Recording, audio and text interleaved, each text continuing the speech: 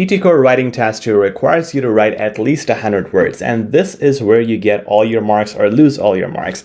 This task carries way more weight than Task 1, and Task 1 is the summary. Summaries always differ. We're going to make another video on that, so tune in to this channel and subscribe for that content. For now, we're going to look at a typical PTE Core question. We're going to look at the best templates, the best strategies and structures you can use to get the full marks and a CLB 10 in your PTE Core exam.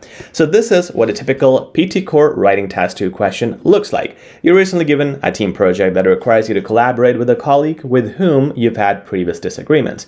Now you want to convince your manager to assign you to a different team or role in the project. Write an email to your manager addressing the situation, focusing on 3 points. Now it's usually 3 points, it could be 2. Now it says the first point is acknowledge your willingness to work with others. Point number 2, highlight your concern about how past conflicts might affect the project's success. Point number 3, suggest an alternative role where you believe you can contribute more effectively. Write at least 100 words. Now, a few things here. You can write up to 90. 90 or more is okay. You're not losing marks. You can write 120. You're not losing marks. Anything between 90 to 120 is okay.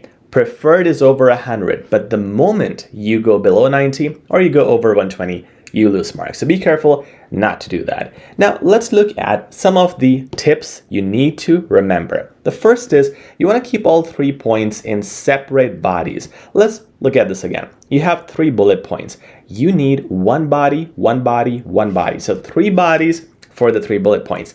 This test is being marked by an AI. So the AI needs to know when you have moved from one point to another, and the best way to show it to the AI is by separating your paragraphs. The next thing you want to keep is just 1 to 2 points per body, not more. Look, if you are trying to do 3 to 4 points, it's going to be very small sentences without good descriptions, and you will run out of the word limit. So 1 to 2 points is more than enough, and you will see you will even struggle to do 2 because you only need to write around 100 words. Point number 3 is know your tone. It's either formal or informal. Mostly in PTE Core writing, you get formal emails. Now, let's look at some important templates and structures with regards to the formal email. You want to start with dear and Mr. or Miss. Here you mention the salutation, which is usually their last name. Mr. Rockwell, Miss Ferguson, and that's just the start. Keep it personal. You want to start your first paragraph with I'm writing to you with the intention to. Now this is suitable for formal emails because you want to directly get to the point. You don't want to waste time. Now, once you have mentioned your purpose, now you're going to start your body paragraphs, which are body 1, 2, 3, based on the 3 bullet points in sequence. So you're going to first start by saying, I'd like to recognize the, mention the point that is being addressed in the question, and once you have explained that, either within that sentence or in the next sentence, use words like clearly to add another point. And we're doing this to not only make a complex sentence if we're adding it to the current sentence, but also using connectors like clearly, link words nicely, and you use adverbs which give you range of expressions, and that is continued later on, which we'll see in a second. That gives you more marks in the PTE Core exam. Similarly, when you start your body 2, you're going to say in light of, and here you mention the point that is mentioned in bullet point 2. Explain that in one sentence. It's good enough. Sometimes you need to make small bodies to reach the word limit and not exceed it. Now, when you go to the next point, you want to say proceeding to. So you mention proceeding to, mention one clause, then use a semicolon, and then mention the other clause. So we're using clauses here in order to separate 2 points. And by doing semicolon, we're using advanced punctuation, which gives you more marks because you're using advanced punctuations, range of expressions, and structure. Now, when you hit the conclusion, there are multiple ways to do it. The first one is right here. Your thoughtful attention to this matter will be greatly valued and appreciated. Very general, and you can use this in many formats, many question types. The next one is, I trust that my recommendations will lead to swift action on your part. The third one is anticipating your prompt reply, I'll eagerly await your response. All of these are great ending sentences with highly advanced words and phrases that you can use copy-paste for your ending or concluding paragraph. Now, you're going to finish with yours truly or yours sincerely. Both are fine because it is formal, and your full name here because it is formal. So we don't just use our first name. You want to use your full name. Okay, that is the template right there. Take a screenshot if you would like. And here's the thing. Here's an offer for you. If you would like the best PTE Core mock tests for free at HZad Education, we're giving them out for free. All you got to do is comment down below PTE Core in the comment section, and we'll grant you the access and give you all these steps to access it without paying anything, and you'll get instant access as well. Now, let's look at the informal type of question, because that is written to friends or family. So in this case, you want to be informal. You want to start with dear first name only, not the full name, because it is informal. You want to start by saying, I hope this message finds you well on this lovely Tuesday morning, Monday morning. You shouldn't really think about those small things in the exam, just say Tuesday morning. So our first paragraph is greeting, that's how we start. Then our structure for the body paragraphs is still the same. You still use 3 bullet points or 3 bodies, 1 per bullet.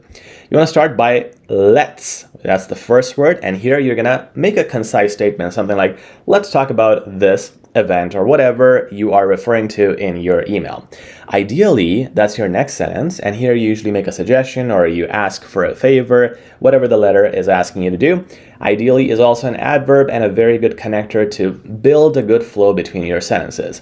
Next thing is given that. When you start a sentence with the word given that, you are making it complex, because you usually say, given that I have a lot of work to do today, comma, I will not be able to come to the party.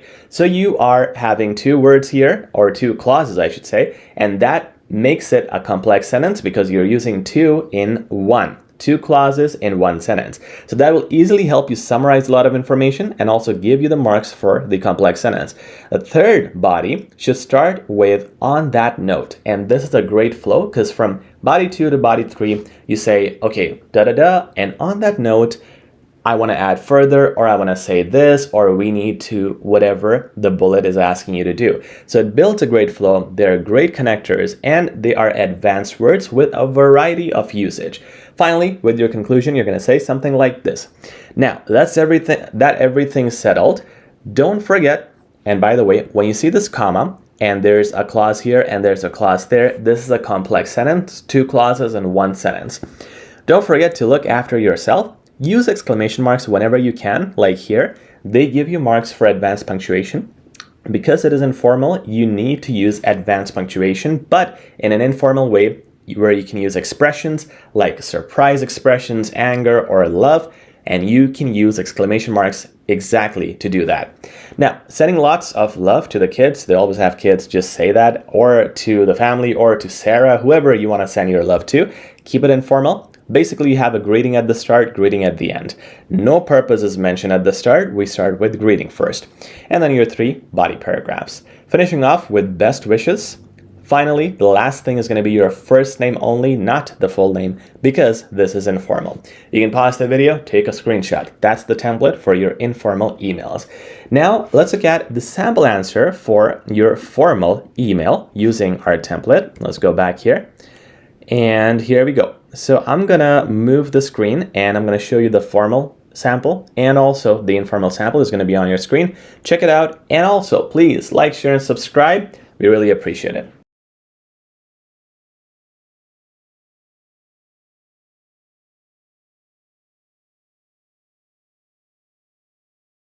If your PTE Core exam is near, this video is for you. This video will tell you how you can score the maximum CLB for PTE Core using these strategies, and we're going to look at all types of questions in the PTE Core speaking section. The first question you get is the read aloud question. Here you're given a text and you simply have to read it within 40 seconds. Now this is important. If you cross 40 seconds and there are words that are left, you lose marks. And that's why you gotta speak at a medium pace. Because also, if you try to rush to finish in 40 seconds, you'll be speaking too fast. Remember, you're being marked by an AI here. So if you speak too fast, the AI will not catch a lot of the words you are saying. So we'll discuss how we can do this effectively. Remember though, with this type of question, you can get around 6 questions, a little bit more or less than that in the actual exam. What you want to do here is speak very clearly. 2 good strategies you want to use for that is speak with an open mouth. Make your mouth wider. It makes the words come out nicely. And also speak slower. Naturally, most people start this question very fast because this is where your nervousness is at its peak. However, you want to speak at a medium pace. Even right now, this is not medium. I would speak like this. Enroll in our culinary arts series and discover a world of gourmet flavors. There you go. So you want to speak at that pace. Also, you can notice before this sentence, I paused. Before and I paused. And that's the requirement for AI for you to be natural. Pause where you would naturally pause with the points. And that's why not only reading this, but understanding the tone is important. You also want to emphasize some words. For example, here in the instructions, it tells you that this is from a culinary school's website. So you're the one who is talking about your classes and promoting it, which means you're kind of a salesperson. So you want to emphasize enroll in our culinary arts like it's an advertisement. Those words that are emphasized will sound more natural and will be recognizable with the AI. Remember, if you're monotone, words are not noticed by the AI. So be natural, use emphasis, pause nicely wherever it needs to be paused, especially when you're starting a new sentence and or when there are commas in between sentences. Now, once you do this, you'll be given a lot more read aloud questions. The very next type of question after that is repeat sentence. Here you'll be given a short sentence, something like, the rain outside is very heavy. Something like that, or a little bit longer than this or a little bit shorter. And all you got to do is repeat it. What happens here is when people are coming from read aloud, where you had all of this written, to this one, right away the first question is the worst, because here you are at a position of shock, which you shouldn't be if you practice nicely. And again, if you want to practice with free PTE Core mock test, comment down below. PTE Core will give you free access to our lucky winners. Comment down below, like the video as well. So to avoid the shock, you want to practice at home as much as possible. And remember here, you will hear something immediately. Be ready for that, because a lot of people miss the first few words of this question. So all you got to do is remember it, memorize it, and then repeat it in the same way as you heard it. Emphasize the words or phrases the same way the speaker sounded them. If you are weak at this part, it's very worth your time to practice multiple listenings at home, which are long. So play a YouTube video, 20 seconds, pause it, and then repeat what was said. This will help your memory retention, because part of the speaking is to have good memory. Now there's lots of questions for this, around 10. And what you want to do is, again, in every question, have a good tone. It's not that hard. You're simply repeating a sentence. Make sure your words are clear. Have no breaks in between. Here you cannot have pauses. You have to say the whole thing in one sentence. However, if you're really struggling and running out of breath, you can pause, but I recommend taking a deep breath at the start so you have consistency when the recording starts. Also, you're just given a few seconds to record the sentence, so you don't want to be too slow and just keep breathing the whole time. Now, the next question is describe an image. This is 40 seconds long, and this is where a lot of your marks are gonna come from. The questions you get here are 3 to 4, so literally a lot of your speaking is dependent on getting this right. You have 25 seconds to practice and 40 seconds to speak. You have questions such as these, or these, or these. You have different types of pictures that you can get in the exam. So if you look at something like this, the first thing you want to do is, in the preparation time, analyze what this is. It's a map of a residential place plus some commercial buildings. This sentence you can use in the intro, in the conclusion, you can rephrase it, and also in the middle, wherever you get stuck, you can put this sentence describing the overall thing so you don't have any gaps.